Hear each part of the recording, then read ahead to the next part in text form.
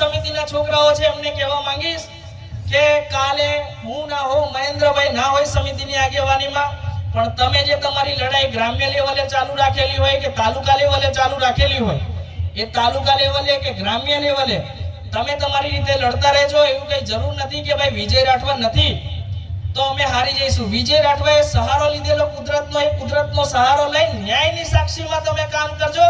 વિજય રાઠવા આવે ના આવે, કુદરત તમારા પડખે બેહેલો છે. 3 વર્ષના અનુભવથી ગેરંટી હાથે કહું છું.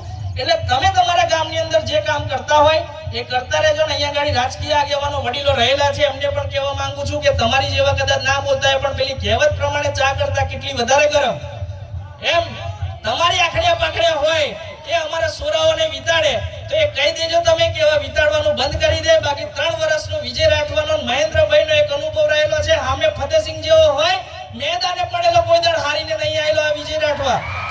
કાલ ઉઠીને મારા છોકરાઓ માટે ના આવવું પડે એની જવાબદારી આજે તમને રાજકીય આગેવાનોને પ્રેમથી, વિનમ્રતાથી હું અહીંયા ગાડીથી તમને સોંપીને જાઉં છું. એની કાળજી તમે લોકો રાખો.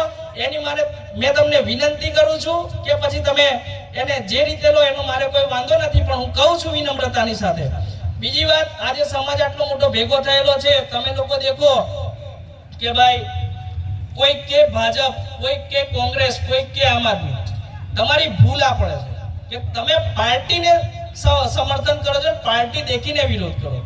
અમે દેખેલા છે, હું તો અહીંથી જાહેરથી કહેવા વાળો માણસ છું કે ભાજપનો આંધળો સમર્થન કરવા વાળા બી દેખેલા છે, આમ આદમીને બી આંધળો સમર્થન કરતા દેખેલો છે, અને કોંગ્રેસનો સમર્થન દેખેલો છે. બધાના વિરોધ બી તમે આંધળા કરો છો. એ રીતે તમે ક્યારેય યોગ્ય પ્રતિનિધિ નહીં ચૂંટી શકો.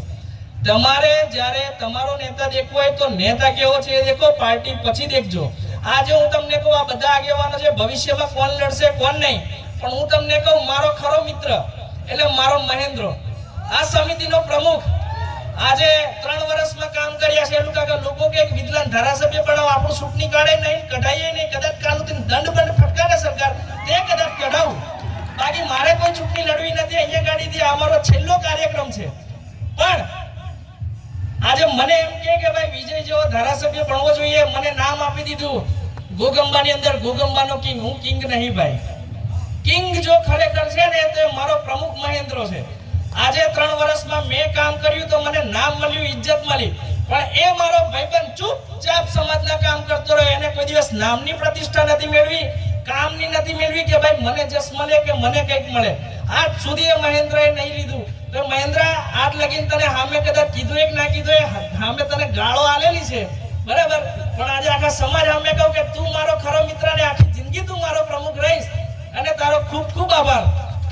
તમારે નેતા પકડવો હોય, મહેન્દ્ર મારો ભાઈબંધ છે ને અમે બીજા 3 જણા છે, અમે 5 જણા કંઈક ને કંઈક ગુથા કરતા નહીં. અમે 5 જણા જે પણ નિર્ણય લઈએ જોડે લઈએ છે. તો મહેન્દ્રનો બી નિર્ણય લીધો છે. હું તો ચૂંટણી નથી લડવાનો, પણ મહેન્દ્રને બી હું નહીં લડાવું.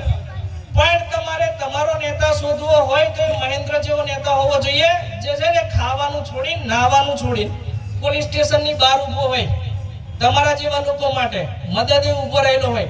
તમારો નેતા એવો હોવો જોઈએ જે ગ્રાઉન્ડ ઉપર કામ કરતો હોવો જોઈએ, ભાષણોથી કામ કરે એવો નેતા તમારો ના હોવો જોઈએ. તમારો નેતા એવો હોવો જોઈએ કે તમને કંઈક તકલીફ પડે તો તમે બોલાવવા ના જાઓ, એ પહેલા આવી જાય, એનું નામ નેતા છે. એવો નેતા જ્યારે હશે ત્યારે તમે રાજકીય રીતે આગળ વધી શકશો. ત્યાં સુધી આ સમાજ રાજકીય રીતે આગળ નહીં વધી શકે, નહીં વધી શકે અને નહીં વધી શકે.